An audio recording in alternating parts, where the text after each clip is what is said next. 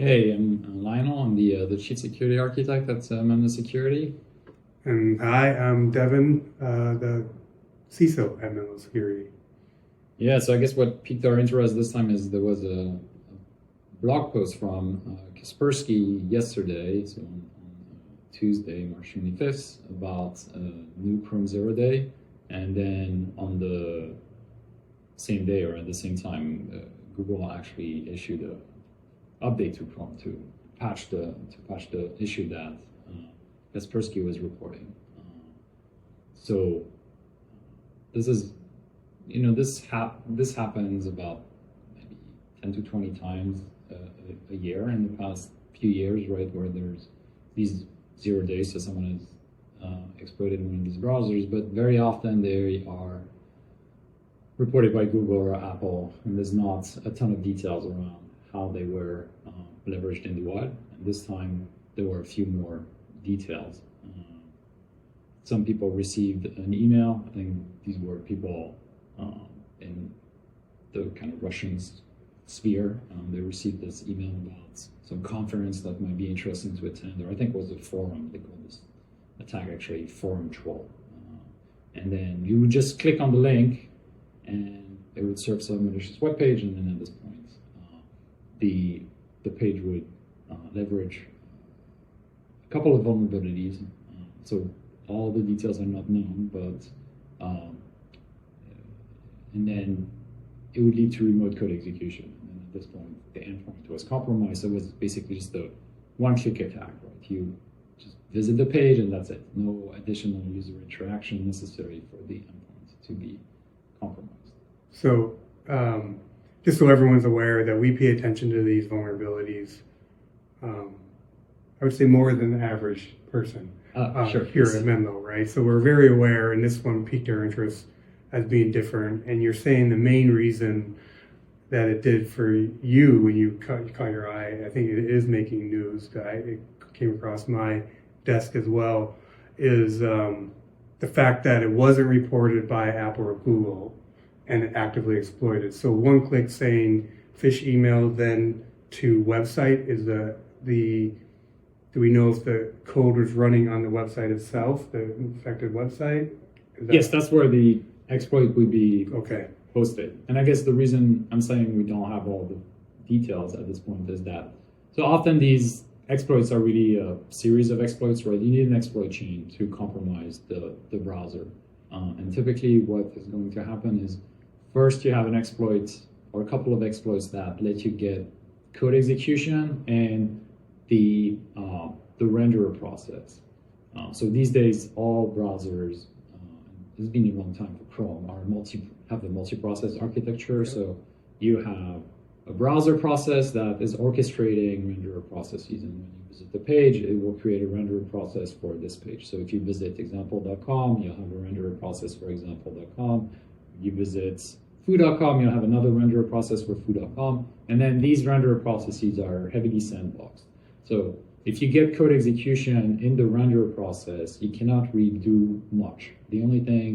Almost the only thing you can do is talk to the browser process. So the browser process is mediating any interaction with the system. So if you were to just compromise the renderer process, you could maybe run a crypto mining code on the machine or something like that, but you couldn't start accessing the file system or getting persistence, right? Yeah. And once the user closes the tab, then you would be gone, right? So this is where you then usually want to have a sandbox escape that will let you escalate from this renderer process to the browser, to either the browser or the kernel, right? Yeah. You could go direct, right?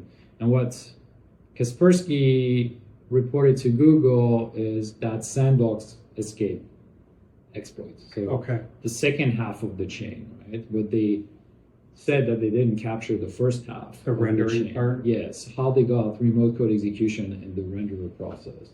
Because then they went and the exploit, I mean, the details are not out there, right? But high level, what happens is this renderer process needs to communicate with the browser process. This involves inter-process communication. There is this protocol called Mojo, which is something built on top of the inter-process communication primitives that is used by Chrome. and they found a flaw there, right? So that's the sandbox escape part of it. But to exploit this, you need to first get to the remote code execution in the render process, which is not known yet.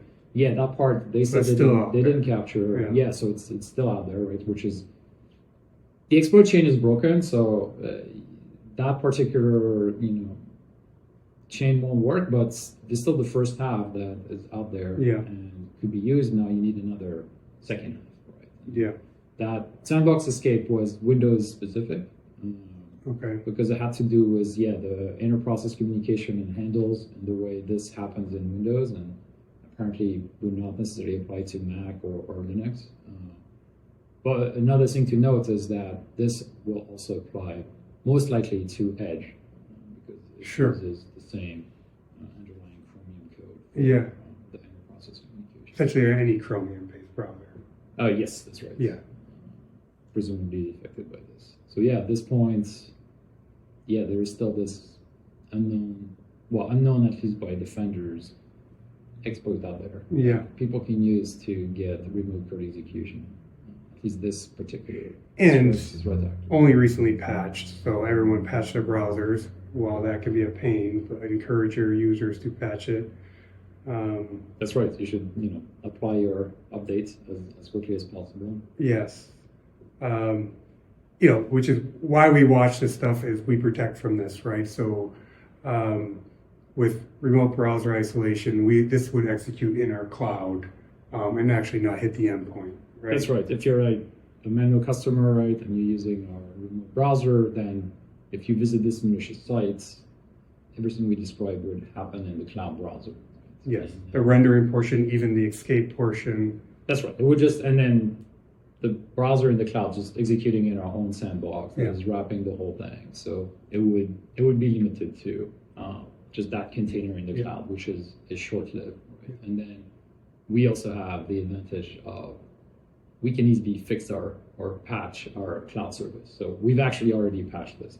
Yes. The update came out yesterday. We have all processes in place so that we're able to update the cloud very rapidly. So as of this morning, all of our containers have a fix for this issue. But even before we fixed it, right, by design of the architecture, yes, you were protected. The cloud browser is extremely locked down on like a normal system. So definitely patch. For those, I always like to say this, like if you're relying only on EDR, I'm not saying EDR is bad, you definitely should have EDR. If they're going to have this level of sophistication on a browser exploit, which these go for lots and lots of money on the dark web, they're going to be able to defeat EDR. There's no question about it. So if they have the sophistication to find this, think of how many people look over this browser for exploits, and they found this, they're going to most likely get by EDR as well.